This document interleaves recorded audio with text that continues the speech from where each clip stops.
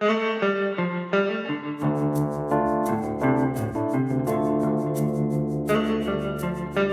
is going to be a short one. I really mean it. It's actually going to be a short one because we're just going to round out some of the ideas and really, frankly, very pregnant questions that are lingering from our little sub-discussion on forgiveness that comes at the end of the passage in Matthew chapter 6 that has the very famous Lord's Prayer in the middle of it, where Jesus is talking about what it looks like to pray properly in light of the kingdom values. But to pray properly according to Jesus in light of the kingdom values means that you give away the stuff God has given you. And the first thing that God has given away in terms of us having a relationship with him is forgiveness. He's overlooked how vastly flawed and inferior we as imperfect beings are in comparison to him.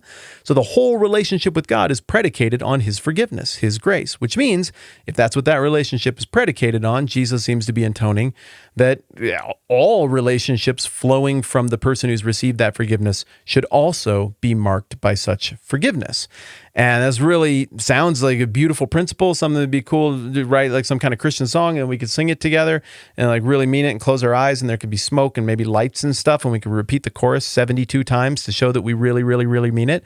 But you know when it's super hard is when someone does something hyper crappy to us, like really awful, like deeply, profoundly, life-changingly awful. Or when somebody does something that's just sort of awful, but again and again and again and again, and eventually you see it coming, you're like, you're just awful all the time. And if I trust you or I hang around you, you're just going to do the same awful thing again. And at some point, I got to quit banging my head against this wall. I'm out. In those situations, how does forgiveness work?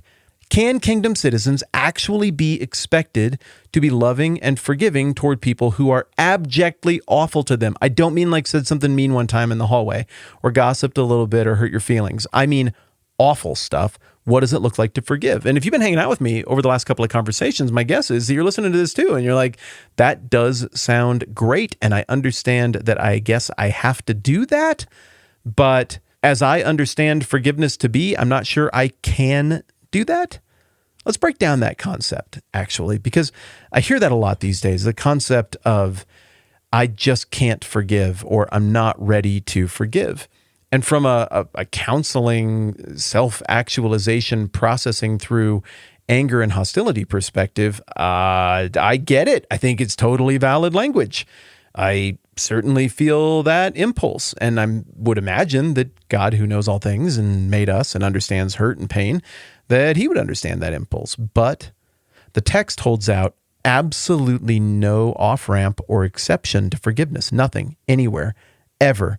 In the teachings of Jesus or anything that comes after that is there like, if you want to be forgiven by your Father in heaven, you have got to forgive other people unless what they did was like really offensive and you were really hurt or embarrassed. Like obviously you don't have to forgive then. I mean, that is super bad.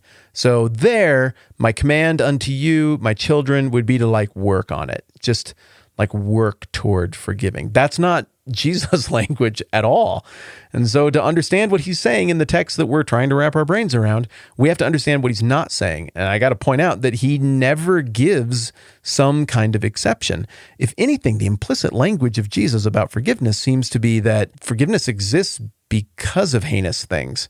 If something is little and trifling, it's not so much a forgiveness, that's just social grace. Forgiveness is not in place to overlook trifling little things. We all do that regardless of our social system or moral system just to get by with people and have longevity to our relationships. Clearly, if we're talking about forgiveness, we're talking about the stuff that hurts.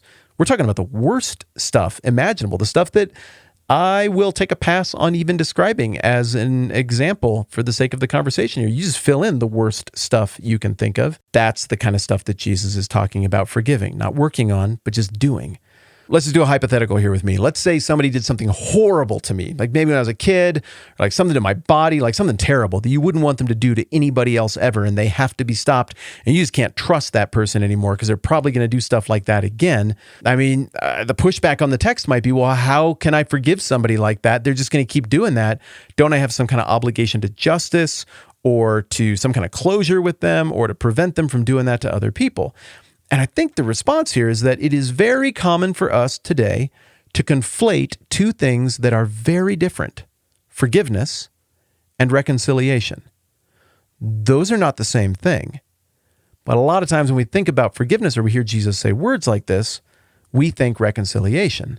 But the text, in the book of Romans, talks about us doing our best to be reconciled and at peace with everyone as much as it's up to you. So the biblical text acknowledges that reconciliation is an ideal, but not always an option. We see that playing out in the life of Jesus. I would say he was not reconciled to Judas after Judas's betrayal, right? And Jesus didn't go chasing after him. He didn't holler out at his disciples like, make sure you go and track down Judas and make sure he's okay and work it out. Like that looks like it was a pretty irreconcilable difference when Judas sold Jesus out to die for a few extra bucks. So look, reconciliation is what happens when we forgive and then we go through maybe some kind of process to kind of work things out with people and figure out like what went wrong here. Would it be possible for us to move forward? Is there a debt that person owes to me, to others, to society that maybe really does need to be squared up as a teaching thing or a justice thing? I mean, you have the right to release people from a debt they might owe you or to society, but maybe some debts to society ought to be paid so that people don't further victimize. Maybe it's okay if, as much as it's up to you, a thing cannot be reconciled, to put a lot of distance between yourself and somebody that's dangerous, troubling, awful, destructive, whatever. I don't know. But what I do know is that's different than forgiveness. Forgiveness appears to be, according to the teachings of Jesus, a state of mind, a state of being that is always informed by what God did for people, that is, extend forgiveness and patience. And so if you embrace that forgiveness and patience from God, even though there might be some world consequences to sort through for stuff other people do to us, maybe somebody owes us some kind of recompense. I don't know. Jesus said to be pretty forgiving and even generous toward our enemies, but yeah, I understand that's complicated. And acknowledging that teaching is something that the kingdom citizen would theoretically have to wrestle through as well, still, forgiveness is the absolute starting point. It's the default position of the kingdom citizen, according to Jesus. In fact, if it's not the default starting point, you might not actually have ever been a kingdom citizen, because the trademark of the kingdom citizen is the trademark of the king, which is forgiveness, an ability to look past and forgive the debts of those who owe a tremendous amount to him, and likewise for us to forgive the debts of those who owe a tremendous amount to us. 1 John is a really interesting book that tackles a lot of these same questions about how what the kingdom citizen has received from God, how that relates to what the kingdom citizen gives away to others. And John was clearly writing a little bit after the fact in this letter that he put together, and he's trying to help people sort out the difference between actual Christianity and kind of weird, screwed up mutations of Christianity. And he gives this threefold test that he develops in 2 cycles through the book of 1 John. And the threefold test is basically morality. Does the person do the stuff morally that Jesus put forward? And that list is not as long as a lot of people like to make it, but there's stuff that these are kingdom things to do, these are not kingdom things to do. The next test is one of theology. Does the claimant to being a kingdom citizen say the stuff that Jesus said, or are they making up their own stuff with their own little twists and turns? That has been a very popular thing to do over the last couple of thousand years, and John's warning seems very prescient and very timely even today. But then the third test, in addition to the moral test and the theological test, is the test of how you interact with your brother or your sister. And the idea here is that if the supposed kingdom citizen received grace and love and mercy from God and doesn't give grace and love and mercy to other people, then maybe that person didn't actually receive it. Maybe that person never actually signed up for the kingdom. Maybe they're just goofing around, or this is just what their friends did, or who knows why they're there, but that's not real. Don't trust it. Push back on that. In 1 John chapter 4, maybe the most concise turn of a phrase articulating that third test about the relationship between kingdom citizens and others, says, verse 19, we love because he first loved us, as obviously Jesus. If anyone says, I love God, yet hates his brother, he's a liar. For anyone who doesn't love his brother whom he has seen cannot love God whom he has not seen. And he's given us this command, whoever loves God must also love his brother. That's pretty interesting at this point in the conversation because, well, for 3 reasons. 1, you were like, this one was going to be short. Why is it not short? Okay, got me.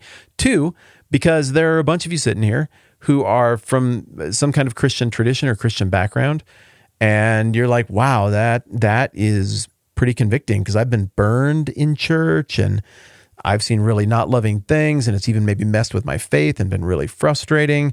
Maybe if you think about it a little bit longer, it might occur to you that maybe at times you've even had some ownership in some of that stuff. So 1, this is a little long. 2, there are a bunch of Christians who are probably thinking that stuff. 3, there are a bunch of people who I know are sitting in on this conversation with me, and you're not a Christian at all.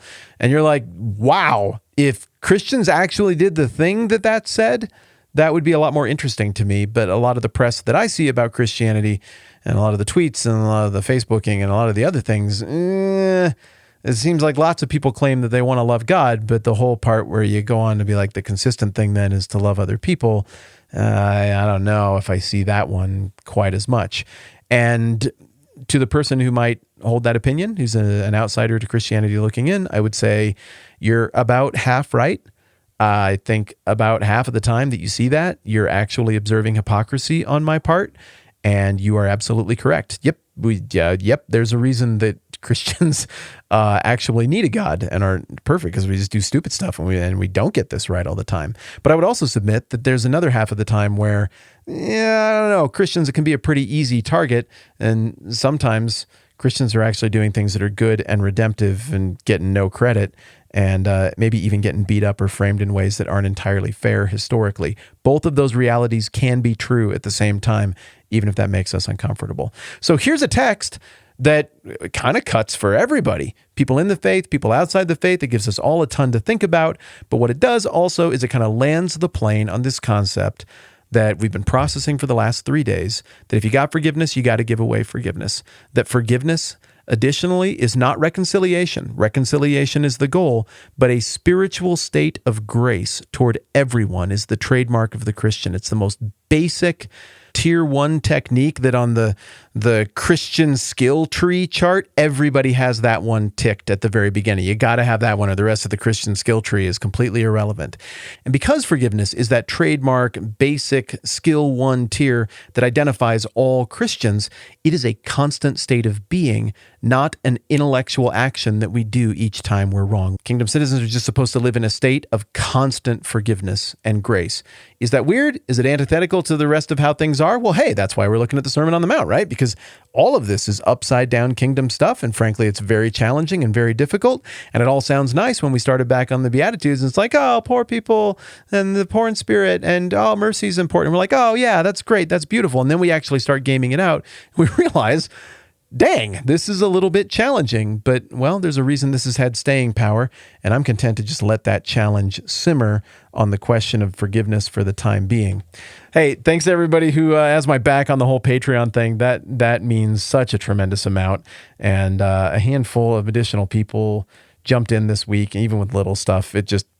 It really helps. I don't know. I always feel weird talking about it. I'm not trying to beg or anything, but just you're awesome. And thank you. Patreon.com/the TMBH podcast is where people do that. If you're not into that stuff, awesome. Super still glad you're here. Okay, we're landing the plane there. I'm Matt. This is the 10-Minute Bible Hour podcast, and we will do this again soon.